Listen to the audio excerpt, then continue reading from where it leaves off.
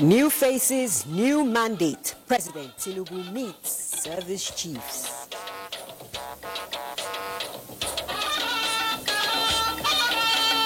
Stop TB partnership.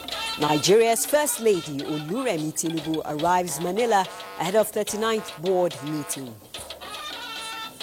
We were able to rescue 26 victims. 21 were admitted into our public hospitals in Lagos State. Pain and grief at Cole Street, Lagos, as another story building collapses. Hello and welcome to the Network News on NTA. I'm Naja Atutijani.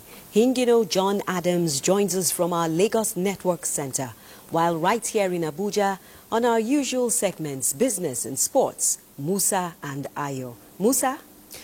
Oil prices steady as equities market begins the week in red. Thank you, Musa. Ayo, what's happening? Well, Super Falcons are ready to qualify for 2026 WAFCON in Morocco in style. Well, we look forward to the details. Do remember that this broadcast is being streamed live on our website, nta.ng/live. Do follow us across social media as well. Our handles are displayed on the screen. And now the news in detail. President Bola Tinubu has officially met the newly appointed service chiefs for the first time. The commander-in-chief last Friday appointed the new chiefs to replace the former service chiefs. Lieutenant General Olufemi Oluyede, who replaces General Christopher Musa as the new Chief of Defense Staff, led the new service chiefs to the President's office this Monday afternoon. The other service chiefs are Chief of Army Staff Major General Waidi Shaibu, Chief of the Air Staff Air Vice Marshal Sunday Aneke, Chief of the Naval Staff Rear Admiral Idi Abbas, and Major General Emmanuel Udende, who retains his position as Chief of Defense Intelligence. The meeting with the chiefs comes as they await confirmation of their new positions.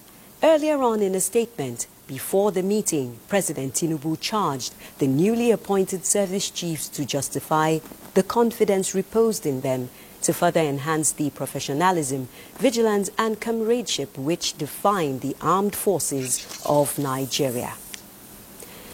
Nigeria's removal from the Financial Action Task Force's grey list reflects its dedication to combating corruption and illicit financial flows. What does this achievement mean for Nigeria, and what is the significance of the grey list? Musa Baba explores these questions. The grey list, officially termed jurisdictions under increased monitoring, is maintained by the Financial Action Task Force, FATF, an intergovernmental body that establishes global standards to combat money laundering, terrorist financing, and the proliferation of weapons of mass destruction. Countries are added to the grey list when identified as having weaknesses in their anti-money laundering and counter-terrorist financing frameworks. Nigeria was placed on the FATF grey list on February 24, 2023, following a mutual evaluation and revealed deficiencies in areas such as transparency of beneficial ownership, oversight of non-financial sectors like real estate and legal services, and the effectiveness of law enforcement in prosecuting money laundering and terrorist financing cases. The current administration committed to an action plan to address these issues, leading to Nigeria's removal from the list on October 24, 2025. A record of 4 countries have been removed from the grey list. The countries are Burkina Faso, Mozambique, Nigeria, and South Africa. Some of the actions taken by these jurisdictions include: Nigeria now has a stronger interagency coordination. Mozambique has improved financial intelligence sharing. And Burkina Faso has enhanced financial oversight of financial institutions and gatekeepers. The Global Watchdog Agency noted that Nigeria demonstrated significant progress through reforms, including enhanced interagency coordination and improved financial intelligence sharing. These transformations will help better protect communities that are harmed by crime and corruption, those living in fear of terrorist attacks, families with life savings drained, by fraud and cybercrime. The country's Economic and Financial Crimes Commission, EFCC, has recovered more than 566.3 billion naira illicit funds and more than 1,500 properties acquired through fraudulent means in the last 2 years in the country. Nigeria's exit from the grey list after approximately 2 years and 8 months is expected to boost investor confidence and facilitate smoother cross-border financial transactions. Musa Baba Aliyu, NTA News. Thank you, Musa. The federal government is assuring Nigerians in the diaspora of more robust and coordinated engagement, which will ensure easier and faster access to consular services from Nigerian missions abroad. This assurance was given at the Nigerian Stakeholders Engagement on Diaspora Governance, convened by the House of Representatives Committee on Diaspora. National Assembly correspondent Mitaire Ikpen reports. Diaspora remittances to Nigeria in 2024 are said to be in excess of $20 billion, constituting a crucial source of foreign exchange for the country. The federal government is working hard to eliminate bottlenecks that frustrate Nigerians abroad by establishing clear channels for collaboration and communication. This time around, government is leveraging technology by unveiling the Needrest mobile app designed to solve communication challenges. We know that most people have a lot of inquiries, they have a lot of reports, suggestions, ideas they want to make, but the channel has been a major problem. With this app being put together by the House, which they will give us to run, it will be easier to deal with issues. You know, every state now has a diaspora focal person. Some states now have at the local government level. So maybe an issue is going to a local government level, we take it there directly. This is going to make it possible and easier for them to have some confidence, you know, that they can actually sit in the comfort of their homes out there, and then once there's an opportunity for investment, they can verify from the app to ensure that it's a right and proper and not a dubious, call.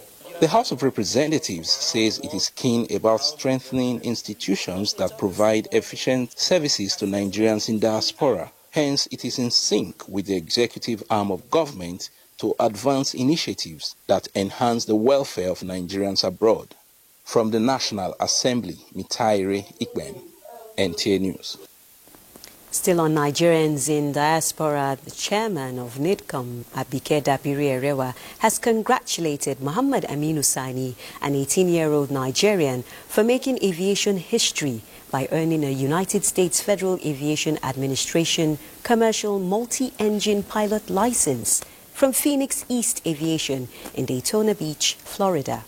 A statement by the head of media and public relations, NIDCOM, Abdurrahman Balogun, indicates that Sani's accomplishment is a shining example of the brilliance, resilience, and determination of young Nigerians breaking global boundaries. The achievement at such a young age reflects the limitless potential of Nigerian youths when given the right opportunities, mentorship, and support. Sani completed a rigorous training program in less than 12 months, an impressive feat achieved without a single check ride failure, a rarity even among seasoned trainees. The chairman praises him for his discipline and excellence, stating that his success is a source of national pride and a beacon of hope for millions of young Nigerians striving to make a mark globally. Nigeria's First Lady Oluremi Tinubu has arrived Manila, the capital city of the Philippines, ahead of her participation at the 39th Stop TB Partnership Board meeting. She was received at the Ninoy International Airport around 11 o'clock in the evening local time by a delegation led by Adesina Oloje, the Chargé d'Affaires, Embassy of Nigeria in Manila, Philippines. She was later treated to a warm reception by members of the Nigerians in Diaspora organization in the Philippines, as well as Nigerian students community in the Southeast Asian country. We are saying you are welcome. You are welcome.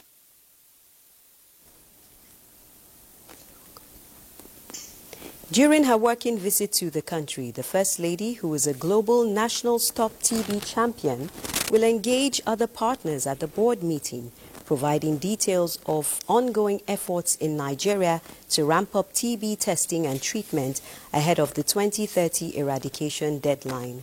On the sidelines of the high-level meeting, the First Lady will also visit Medical City in Manila, along with other engagements. She is accompanied on the visit by the Coordinating Minister of Health and Social Welfare, Professor Ali Pate. In a nation where cancer too often arrives quietly, Medicaid Cancer Foundation is giving it a human face, promoting early detection, strengthening support for patients, and celebrating those who refuse to give up. Juliana Nicholas captured the moment, and her report is presented from our studios.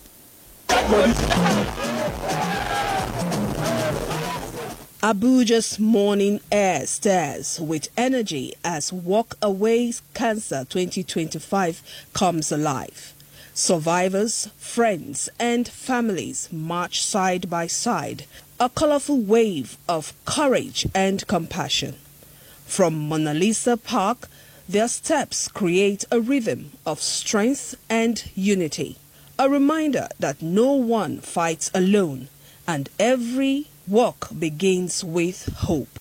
Collectively, we will play our role to ensure that there's no room for cancer in Nigeria. Every one of us can contribute to making somebody else's life better. Cancer is not a death sentence, in a sense that if it's detected on time, you know, once you can monitor your body system, once you're not feeling fine with your body, just go and run a test. The government should look into the cause, because let's assume that I was opportunity to see one or two persons that supported me, but not all the time. The little money I saved, up to now I've not recovered. Walk Away Cancer is an 11-year-old program that was initiated by Medicaid Cancer Foundation to create awareness and call for better policies for cancer patients. We need to have better health care, a system that will pick all these people up and care for them. As the work ends, the finish line becomes a symbol of triumph for those still fighting and for those who have won. Their message, a call for a cancer-free Nigeria and a world where hope never walks alone. Let's talk the primary election in Ekiti State. The incumbent governor of Ekiti State and the governorship aspirant of the APC in the state, Biodun Oyebanji, has been endorsed as the party's flag bearer in the 2026 governorship election in a consensus primary election held in Ado Ekiti. Tayo Osho reports. The affirmation of the consensus candidate of the All Progressives Congress, APC, began with the accreditation of delegates from the 177 wards across the 16 local government areas of the state.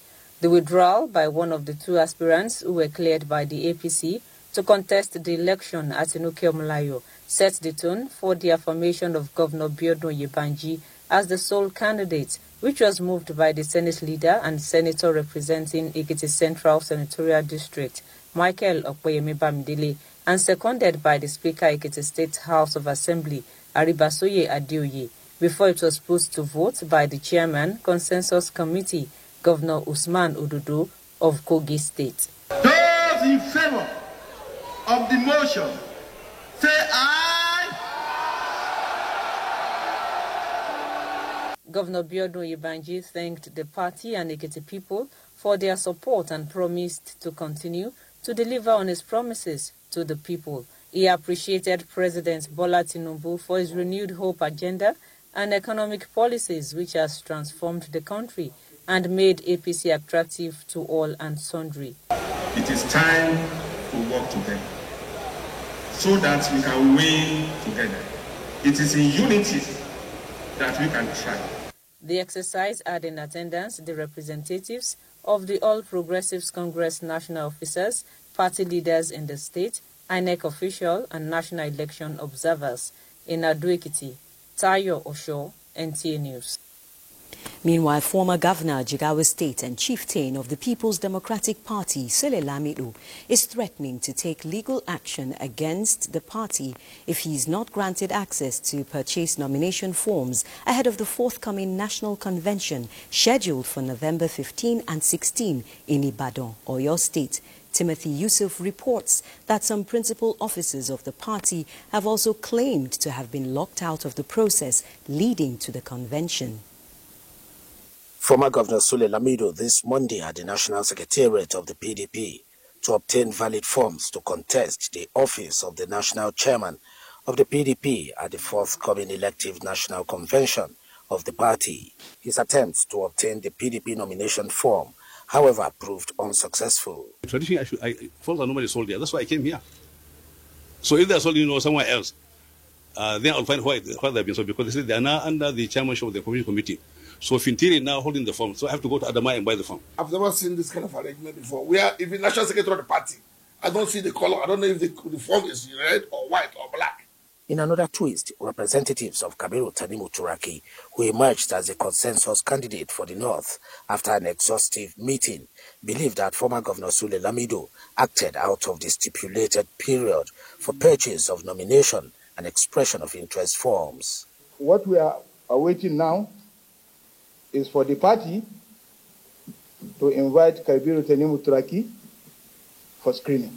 So if Sule Lamido went to the Wadata looking for forms, he went on the wrong date, because the party has stipulated which day you are supposed to go and buy form and which day you are supposed to submit form. Meanwhile, the National Convention Organizing Committee of the PDP has put on hold the screening of aspirants for the 2025 elective National Convention, earlier scheduled for this Tuesday, October 28, 2025.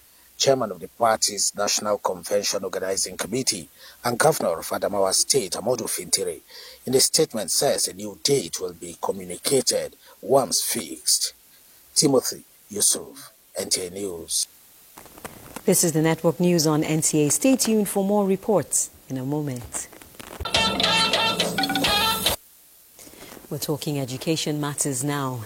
Determined to expand its presence, the National Examinations Council, NECO, has established a new examination centre in London, the United Kingdom, bringing to 8 the number of NECO examination centres in the diaspora.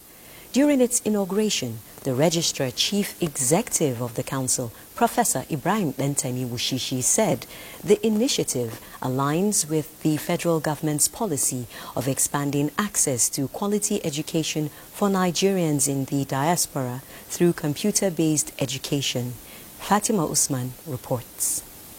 The establishment of the United Kingdom Examination Centre was created to provide opportunities for Nigerian students and adult learners in the United Kingdom who, for various reasons, have been unable to complete secondary education or obtain equivalent qualifications. This is in line with NECO's objective of providing credible and accessible examination opportunities for Nigerians residing abroad, in line with the federal government education policy on inclusivity and global engagement. The center offers profound and far-reaching benefits, such as direct empowerment of the diaspora, elevation of national pride and global standing, economic and social dividends, as well as leveraging proven educational capacity.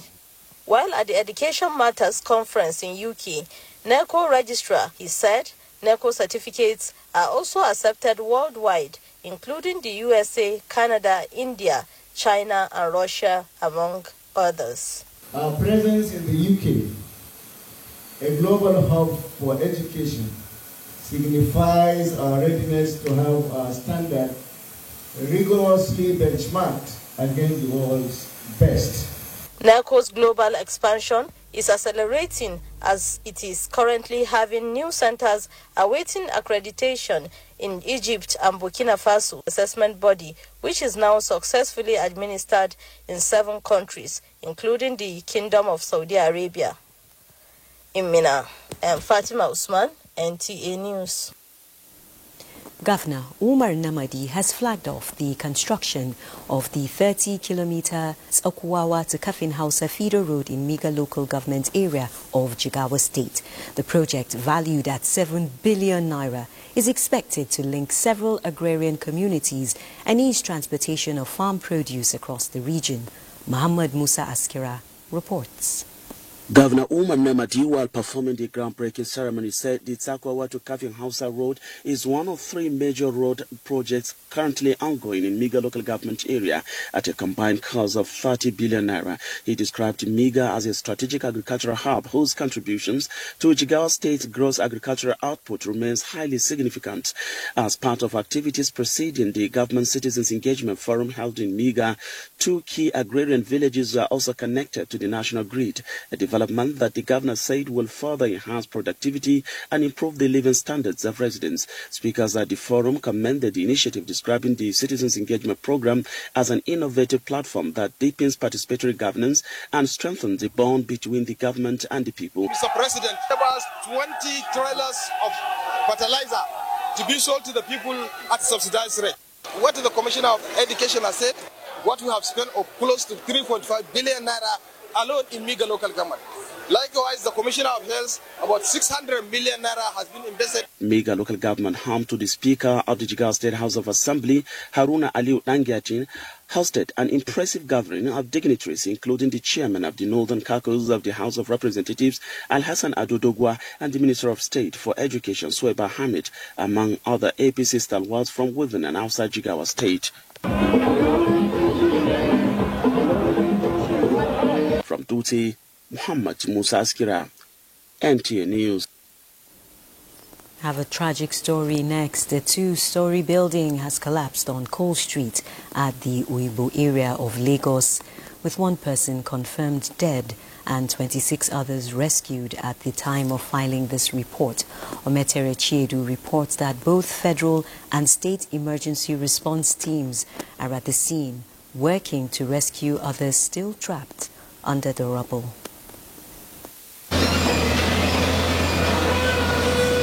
About 26 people, including 7 men, 4 women and 4 children, have been rescued and are currently receiving treatment in government hospitals. Officials describe the situation as critical but remain hopeful as search and rescue efforts continue. What we are trying to do now is to do rescue. Let's rescue those people that are there. We were able to recover 1 body. We were able to rescue 26 victims. 21 were admitted into our public hospitals in Lagos State. Residents were the first to respond, pulling victims from the debris before emergency teams arrived. Their swift intervention, witnesses say, helped save several lives. It happened when I was sleeping, so I woke up immediately and I was rushed to this place. So the next thing I see is that the building was collapsed. Eyewitnesses say the building had long been marked as distressed, a warning that went unheeded. There's 1 woman there now, and the woman is very old, you understand? So they say that the woman have a stroke. But the sorry thing about it all is that this is a building that the government has marked for demolition. In Lagos, Ometere Chiedu, NTA News. Thank you, Ometere. We'll be expecting more updates. Now, Katsina State government has announced the establishment of the Ministry of Livestock Development to complement the efforts of the Renewed Hope agenda in transforming the livestock sector. Governor Dikko Umarata revealed this during a courtesy visit to the Minister of Livestock Development. Yusuf Jika reports. The federal government transformation agenda in the livestock sector is now attracting states, with 18 on the list and still counting, with Katsina State as the latest in embracing the initiative that is turning the fortunes of the industry and upscaling the gains of value chain.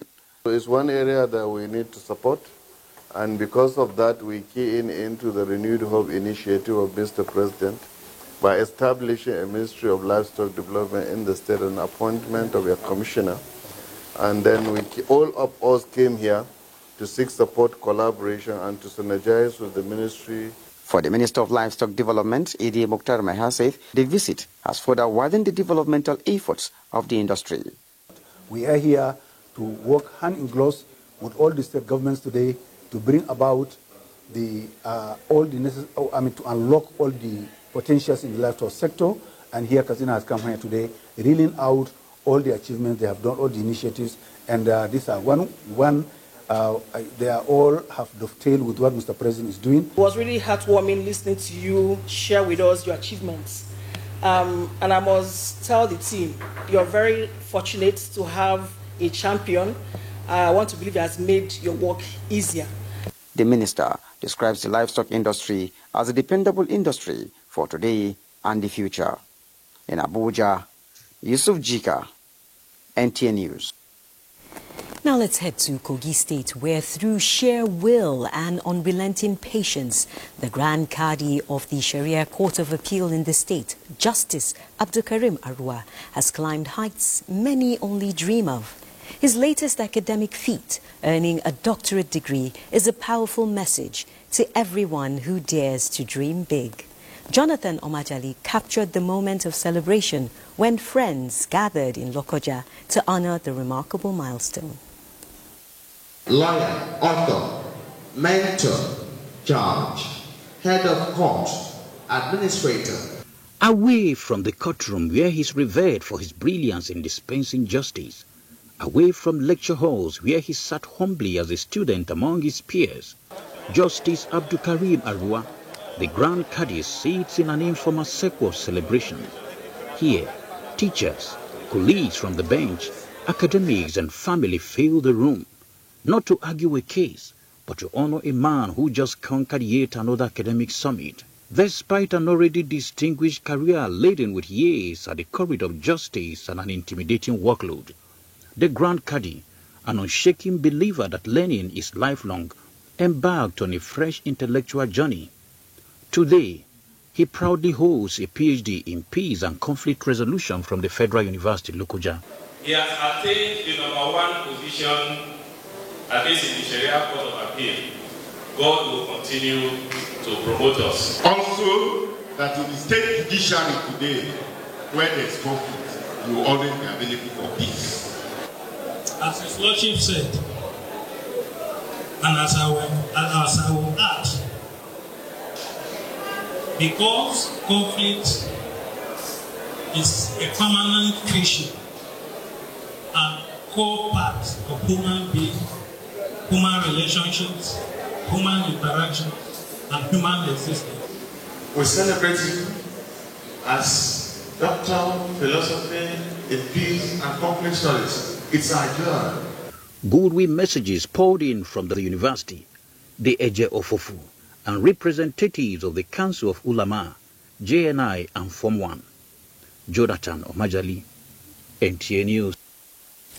Literally a man of many hats, doctor and justice of the peace. Let's now join Hingino in Lagos for more reports from that axis. Hingino.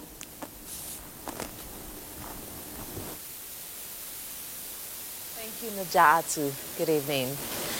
The Nigerian media ecosystem, like other industries, is confronted with numerous challenges.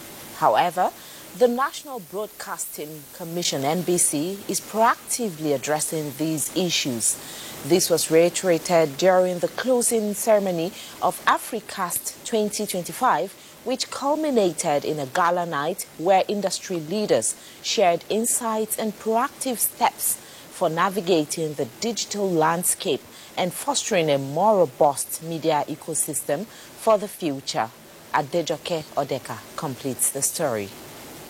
Your participation remains an integral part. The curtains drew to a close on AfriCast 2025, hosted by the National Broadcasting Commission, NBC, with a special closing ceremony. With the theme, Navigating the Digital Surge, Building a Resilient African Media Ecosystem for the Future, the event brought together media industry leaders to share insights and shape Africa's media future. We've decided to get into the industry and fix the problem. So the conversations, education, capacity building for our creatives to be ready for investments, how to structure their businesses, how to be ready for the global platforms. That's what we're doing. Participants had actively engaged as they aligned with the NBC's objective of enhancing Nigeria's contribution to the advancement of the African media ecosystem. The take-home especially is what we do with our content. Our content must remain very African, even though new technologies are now available and we're expected to embrace it. The world is evolving, and media is evolving, Nigeria, Africa must join the evolving media world to move along too, in terms of content, in terms of how to transmit the content, and in terms of how to capture the listeners out there. Africa is perfect to combine all media people to meet around and see the new technology, partner together to bring the best of media. The fun-filled night, which had a blend of music, comedy and friendship, ended with presentation of certificates to participants. In Lagos, Adejoke Odeka, NTA News. Away from Africa's German multinational company and Africa's leading skincare outfit, Beiersdorf Consumer Products Limited, manufacturers of Nivea products, for the second time gave football fans in Lagos a watch party of the first El Clasico of the season in the Spanish La Liga. Olumide Eguntola reports that Real Madrid defeated arch-rivals Barcelona 2-1, to the admiration of the teaming fans. It was yet another fulfilling, fun-filled and exciting El Clasico watch party as fans, supporters and stakeholders of Spanish La Liga converged to enjoy the excitement viewing the first El Clasico of the season, courtesy Beiersdorf, the manufacturers of Nivea products. Real Madrid did not disappoint its teaming fans as they silenced Barcelona 2-1 to widen the gap on the league table. Executives of Beiersdorf, the manufacturers of Nivea men, confirmed that the match further solidifies the partnership between the two unique brands. Nigerian consumers will have a repeat of El Clasico because the joint partnership between Real Madrid and Nivea continues to 2030. And we are looking forward to making it even bigger. So we are here live in Lagos watching El Clasico. You might be surprised that a lot of Nigerians might be over there in Real Madrid at some point at the Bernabeu, courtesy Nivea, to actually go and see this game live. If you look at Real Madrid, they're elegant, they're stylish, but they're precise. They have a precision on the football field. The same thing with Nivea Men. Stylish brand that brings out the confidence in men with the German precision. So it's a marriage of two brands with shared values. We have spray, we have lotion, and you know, all these products are great for your skin. It has 72-hour sweat and odor protection, which is extremely important. It reduces bacteria by more than 99.9%. I mean, can you even beat that? The fans described the victory as refreshing. I'm so happy. It's a thrilling day for me. And this is the first time I'm actually taking my time out to come outside my comfort zone to watch a Real Madrid match, and they did not disappoint me. Nivea Men is the official partners of Real Madrid, currently topping the Spanish La Liga table with 27 points after Sunday's victory over Barcelona. In Lagos, Olumide Eguntola, NTA News. That's it from here. The news will continue after the break. Thanks for staying tuned. The Federal Ministry of Environment is taking steps to address plastic pollution and mitigate environmental hazards of plastic waste while contributing to energy security and green growth. The ministry is collaborating with Premium Blue Economy to organize a one-day workshop on the technical demonstration of the conversion of plastic waste to ultra-low sulfur diesel. The technical workshop, which is aimed at achieving environmental sustainability, clean energy transition and circular economy solutions, will also highlight modern pyrolysis and refining technologies which can transform plastic waste into clean diesel fuel. The event will also provide a platform for possible partnerships, policy alignments and strategic interventions. Musa Abubakar of our business desk has more on energy. Musa? Thank you, Naja. From Gambia to Nigeria, young entrepreneurs are advocating practical African business blueprint that includes diaspora business leadership, youth development, and investment collaboration across the continent. This has been made possible with partnership from the AFCFTA, the European Cultural Center, the U.S. African Trade Commission, with a view to establishing business hubs for the promotion, capacity building, and funding of business from top to bottom. In fact, not just investment and possibilities, but also attract the goodwill of other countries as well. Most importantly, the major funding comes actually from your country. There's a lot of funding possibilities right here in Nigeria. We're going to bring our capacity, we're going to bring our networks, and also add our leverage. Africa is not what it is without Europe. And now talking energy, oil prices were little change on Monday, supported by optimism over a potential U.S.-China trade deal framework and renewed U.S. sanctions on Russia, which help counter worries about weak global demand. Brent crude futures rose 14 cents or 0.2% to $66.08 a barrel, while U.S. West Texas Intermediate crude gained 22 cents or 0.4% to $61.74. Both benchmarks had earlier slipped by about 1% in early trading. And out to capital market trading on the Nigerian Exchange Limited, NGX closed on a negative note as profit taking in key blue chip stocks dragged the market indicators lower. The all share index dipped to 155,496.15 points, while market capitalization fell to 98.70 trillion naira, reflecting a bearish sentiment across major sectors. A total of 503 million shares valued at 24.94 billion naira were traded in 39,972 deals, showing active participation despite the market downturn. Aradel Holdings led the gainers with 10% share price appreciation, losing at 869 naira per share, followed by NEM Insurance Company, ASO Savings and Loans, and Eternal. On the losing side, Deep Capital Management and Trust came out last with an end-of-day price depreciation of 9.71% at 1 naira 58 kobo per share, followed by Champion Breweries, Red Star Express, and Wapik Insurance. Analysts say the decline was driven by sell-offs in banking and industrial goods stocks, even as investors adopt a cautious stance ahead of key macroeconomic data releases. But as Business News rather. Naja is back to you. I mean, it's all good if you call it Express, Musa. It's all good. Now, President Bola Tinubu celebrates his longtime friend and political ally, Senator Abu Ibrahim, as he turns 80 on Tuesday, October 28. In a message personally signed by the president, he describes Senator Abu as a brother and one who is more than a friend, right from when they first met in the Senate chambers in 1992.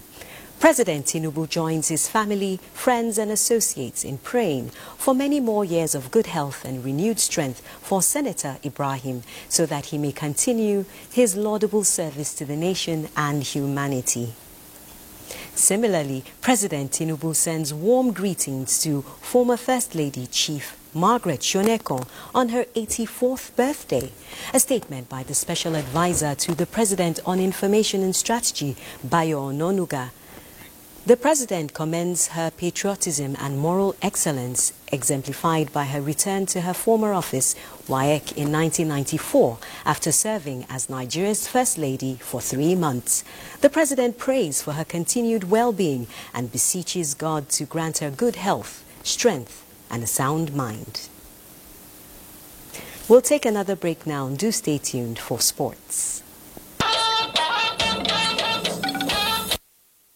You're just in time for Sports Update with Ayo Makinde. Ayo, I hear someone's up for nomination. Absolutely correct, Naja Atu, and that's Super Falcons defender Michelle Alozie, who has been nominated for the 2025 FIFPro Women's World 11. After nominees were selected through votes from players worldwide, Alozie earned recognition for her impressive performances for Nigeria during the Women's Africa Cup of Nations and with the National Women's Football League club in the USA, Eastern Dash. The right back netted a decisive goal in Super Falcons semi-final win over Banyana from South Africa last July, as she was named in the team of the tournament.